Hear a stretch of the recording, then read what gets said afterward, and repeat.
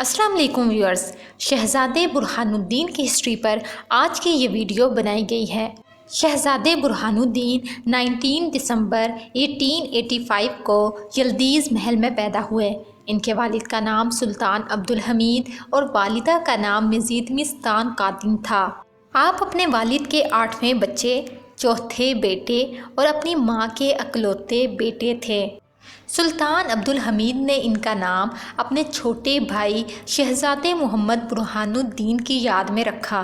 شہزادے برہان الدین سلطان عبدالحمید کے پسندیدہ بیٹے تھے اور اپنی ذہانت کے لیے مشہور تھے۔ شہزادے برہان الدین ایک سادہ شہزادے تھے۔ اس دور کے رواج کے برخلاف وہ اپنے استعمال کردہ بریگیڈ کار میں بغیر کسی گارڈ یا وفد کے سفر کرتے تھے۔ وہ خوبصورت، مہذب اور اچھا لباس پہنتے اور اچھا بولتے اور لکھتے تھے۔ شہزادے برہان الدین عثمانی بحریہ میں ایک کرنل، موسیقار، پینٹر اور ایک پیانو اور وائلن بجانے والے رہ چکے ہیں۔ ان کے پاس 2 انتہائی نایاب پیانو بھی تھے۔ جون 1890 میں 4 سال کی عمر میں شہزادے برہان الدین کو ان کے والد نے بحریہ میں بھرتی کیا۔ اسے عثمانی فوج کو لوہے کی پوش اوڑھانے کا عہدہ دیا گیا۔ سلامی کے جلوسوں میں شہزادے برہان الدین اور شہزادے ابراہیم نے بحریہ کی وردیوں میں نیول رجمنٹ کے سامنے سلامی دی۔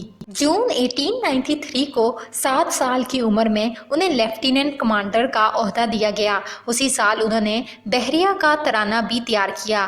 6 فروری 1916 کو پہلی جنگ عظیم کے دوران انہیں لیفٹیننٹ کمانڈر کا عہدہ دیا گیا تھا۔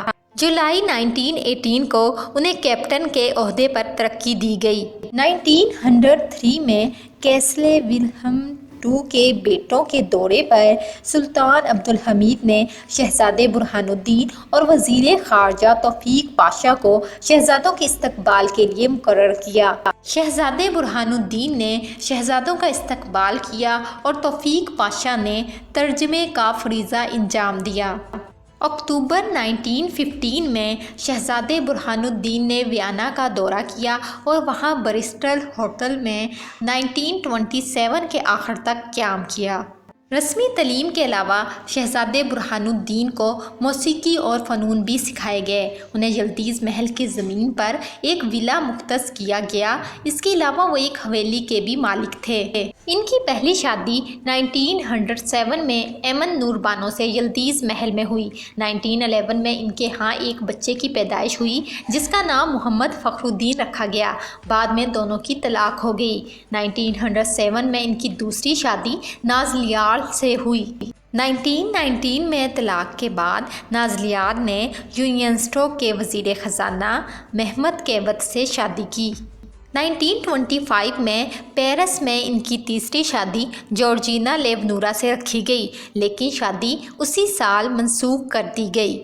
ان کی چوتھی بیوی ایلسی دیمنگ میکسن تھی جو ایک امریکن امریکی بیوہ تھی اور ان سے 6 سال بڑی تھی۔ ان کی شادی 1933 میں نیو یارک میں ہوئی۔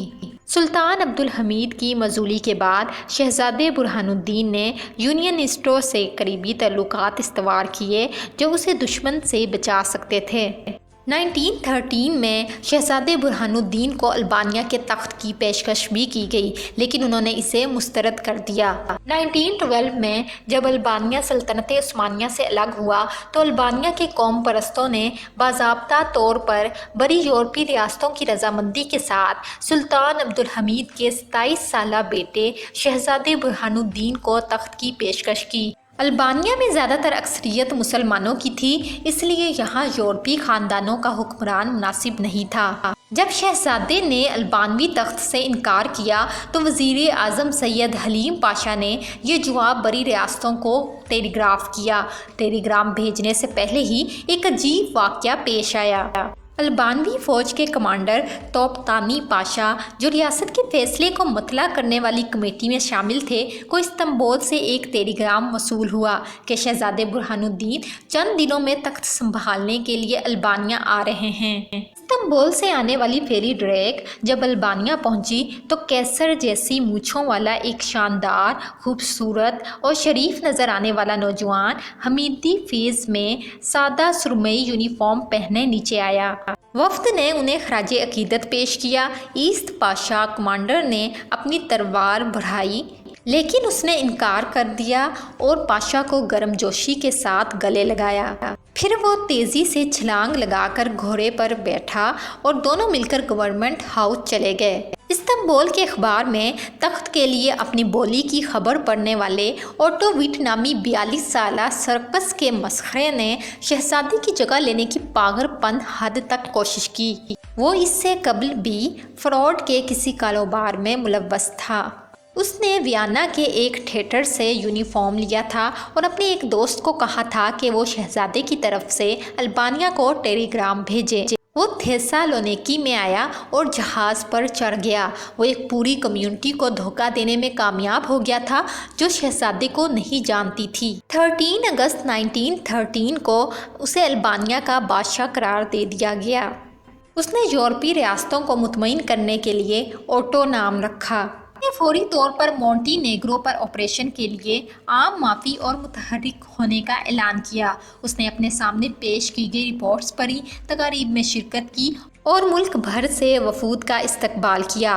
جب اس نے کہا کہ وہ البانیہ کی لڑکی سے شادی کرنا چاہتا ہے تو اسے معزز لڑکیوں کی فہرست پیش کی گئی۔ تاہم اس کا فریب جلد ہی ٹوٹ گیا۔ شہزادے برہان الدین کے ٹیلی گرام کے بعد حقیقت سامنے آئی، جسے کامیڈی کے 5ویں دن صورتحال سے آگاہ کیا گیا۔ شہنشاہ کو گرفتار کر لیا گیا، تاہم وہ جیل سے عورت کے بھیس میں فرار ہو گیا۔ ایک ماہی گیر کی بدولت وہ باری اور وہاں سے لیمبرنگ چلا گیا۔ اس نے 1958 میں وفات پائی اور اپنی موت تک وہ البانیہ کے سابق بادشاہ کا لقب استعمال کرتا رہا۔ 1921 میں شہزادے برہان الدین کو عراق کے تخت کی بھی پیشکش کی گئی، لیکن انگریزوں نے اس فیصلے کی مخالفت کی۔ شہزادے برہان الدین اور اس کا خاندان پھر سوئٹزرلینڈ میں آباد ہو گئے۔ 1924 میں شاہی خاندان کی جلا وطنی کے وقت برہان الدین اور اس کا خاندان پہلے ہی بیرون ملک تھا۔ وہ نیس اور پھر پیرس میں آباد ہو گئے۔ 1930 میں شہزادے برہان الدین نیو یارک چلے گئے۔ وہاں ایک بڑی آئل کمپنی کے ممبر کی حیثیت سے انہیں ماہانہ $2000 تنخواہ ملتی تھی۔ اپنے بہن بھائیوں کے برعکس برہان الدین کو مالی مشکلات اور غربت کا سامنا نہیں کرنا پڑا۔ نیو یارک میں وہ 5th ایونیو میں رہتے تھے، جو نیو یارک کا سب سے امیر محلہ تھا۔